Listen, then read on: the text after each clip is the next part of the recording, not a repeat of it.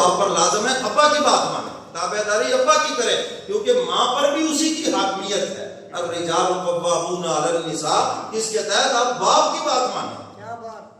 اور یہ بھی بات سن لیں، جو اولادیں ماں کے پیچھے لگتی ہیں بیڑا غرق ہو جاتا ہے، یاد رکھنا، سمجھ گئے ہو کہ نہیں؟ ہاں، نوح علیہ السلام کا بیٹا باپ کو چھوڑ کر ماں کے پیچھے لگا تھا، جہنم کا ایندھن بن گیا۔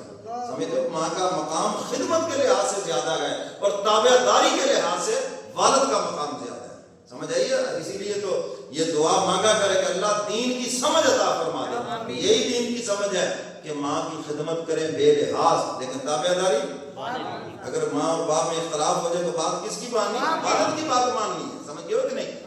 اور حدیث مبارکہ میں ہے والد کی ناراضگی اللہ کی ناراضگی ہے، فرمایا والد کی خوشنودی اللہ کی خوشنودی۔ اگر کسی کا باپ تم سے باپ خوش ہے اپنی اولاد سے، فرمایا کان کھول کے سنو اللہ بھی خوش ہے اس اولاد سے۔ تو ماں باپ کی خدمت کریں میرے محترم سامعین۔ آج یہ معاشرتی بیماری ہے اور ہم اس کو گناہ نہیں سمجھتے، حالانکہ یہ گناہ کبیرہ کے اندر داخل ہے۔ بڑے بڑے عبادت گزار ماں باپ کے نافرمان بن گئے، آگے سے زبان چلاتے ہیں، آگے سے ان کو گالیاں دیتے ہیں، جھڑکتے ہیں، بدتمیزی کرتے ہیں۔ یاد رکھو ساری کی ساری یہ باتیں دھری رہ جائیں گی۔ بس ایک حدیث مبارکہ سنا کے بعد سمیٹتا ہوں۔ حضرت علقمہ رضی اللہ تعالیٰ عنہ، حدیث مبارکہ میں واقعہ موجود ہے، میرے اور آپ کے سمجھانے کے لیے، وہ تو جنتی ہے جی، آخری وقت ہے، روح نہیں نکل رہی، جان نہیں نکل رہی، حضور کی خدمت میں صحابہ آئے، یا رسول اللہ ان کی جان، حضور تشریف لائے۔ حضور علیہ السلام سے بڑا اس دھرتی پہ ہے کوئی؟ نہیں۔ کیوں جی؟ حضور سب سے بڑے ہیں، اللہ کی ذات کے بعد حضور سب سے بڑے ہیں۔ حضور سے بڑا نہ کوئی پیر ہے، حضور سے بڑا نہ کوئی مرشد ہے، یاد رکھنا، حضور سے بڑا نہ کوئی نیک ہے۔ حضور علیہ السلام نے کلمہ طیبہ کی تلقین فرمائی، مگر زبان پہ کلمہ نہیں چلا۔ حضور علیہ السلام نے فرمایا اس کے والدہ کو بلاؤ۔ آگے لاٹھی ٹیکتی ہوئی، حضور علیہ السلام پوچھتے ہیں، ہاں بھائی بیٹے سے ناراض ہو یا راضی ہو؟ عرض کیا اللہ کے محبوب میں تو بیٹے سے ناراض ہوں۔ کیا بات ہو گئی؟ یا رسول اللہ جب بھی بیوی میں اور میرے ساتھ تو بات ہوتی تو یہ صرف بیوی کی بات کرتا، میری بات ہی نہیں سنتا۔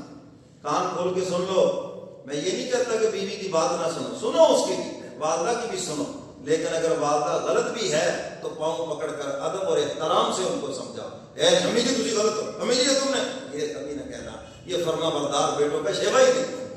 سمجھ گئے بات کریں، ادب سے ان سے گزارش کریں، تنہائی میں ان سے گزارش کریں، یعنی پاؤں پکڑ کر منت سماجت کریں۔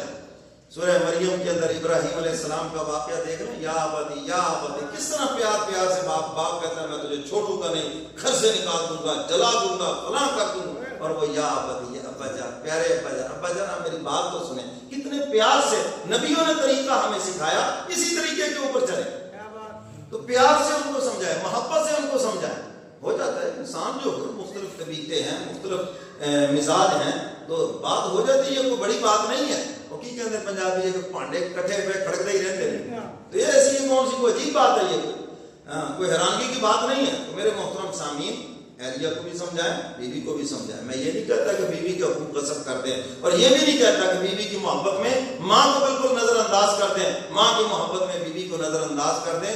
یہی تو بیچ میں پل صراط ہے جس کے اوپر تم نے چل کر جنت میں جانا ہے، اور یہاں پر ایک رہنما، ایک مرشد کی ضرورت ہے جو تمہیں صحیح سمت متعین کر کے۔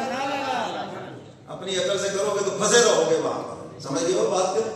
تو میرے محترم سامعین، آپ بات دونوں کی سنیں، انصاف کی بات کریں۔ اگر ماں غلط ہے تو پیار محبت سے ان کو سمجھائیں، پیار سے سمجھائیں، اور کسی رہنما سے رہنمائی لے لیں، انشاءاللہ آپ کی جنت بھی خراب نہیں ہوگی، اور بیگم صاحبہ کا مزاج بھی انشاءاللہ ٹھیک ہی رہے گا۔ سمجھ گئے وہ بات کریں۔ تو حضرت علقمہ حضور فرماتے پھر اب وہ تو ہو گیا، معاف کر دو ان کو۔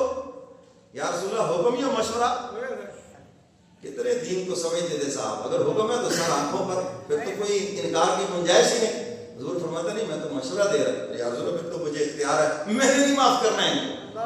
حضور علیہ السلام نے دوسری تدبیر فرمائی ماں کا دل نرم کرنے کے لیے، فرمایا ٹھیک ہے اگر تم نے معاف نہیں کرنا تو ہم بھی نہیں کریں گے، اور صحابہ کو حکم دیا لکڑیاں جمع کرو اور جلاؤ ان کو یہاں پر۔ جب ماں معاف نہیں کرتی، جان بھی نہیں کرے تو جلاتے ہیں ہم پھر یہاں پر۔ یا رسول اللہ آپ میرے بیٹے کو جلائیں گے؟ میں ہاں جلائیں گے، اور کیا کریں گے؟ یا رسول اللہ میں آپ کو گواہ بناتی ہوں، میں آپ کو گواہ بناتی ہوں، میں نے اپنے بیٹے کو معاف کر دیا۔ ادھر ماں کی زبان سے یہ نکلا، اور ادھر حضرت علقمہ کی زبان پہ کلمہ جاری ہوا، اور سب کے سامنے جنت میں داخل ہو گیا۔ سمجھ آ گئی آپ کو؟ آپ جتنے مرضی بزرگ بن جائیں، جتنے مرضی بڑے ہو جائیں، اس مقام پر تو کبھی بھی نہیں پہنچ سکتے. تو اس لیے میرے محترم سامعین، میری آپ حضرات سے گزارش ہے، ماں باپ کے جن کے ماں باپ زندہ ہیں، کبھی ان کے آگے زبان نہ چلائیں، کبھی نہ ان کو چھڑکیں، کبھی نفرت والا چہرہ نہ بنائیں، کبھی غصے سے بات نہ کریں. وَقُلْ لَهُمَا قَوْلًا كَرِيمًا، جب بھی ان سے بات کریں نرم لہجے میں بات کریں، محبت کے لہجے میں اور مسکراتے ہوئے چہرے کے ساتھ بات کریں. اور اگر ماں باپ دنیا سے چلے گئے، اللہ کی رحمت کا دروازہ بند نہیں ہوا، پڑھ کر ان کی روح کو اصالہ ثواب کریں. اللہ نے دیا ہے، صدقہ خیرات کر کے ان کی روح کو اصالہ ثواب کریں. قبر میں روح راضی ہوگی، عرش پہ اللہ راضی ہو جائیں گے. اللہ مجھے اور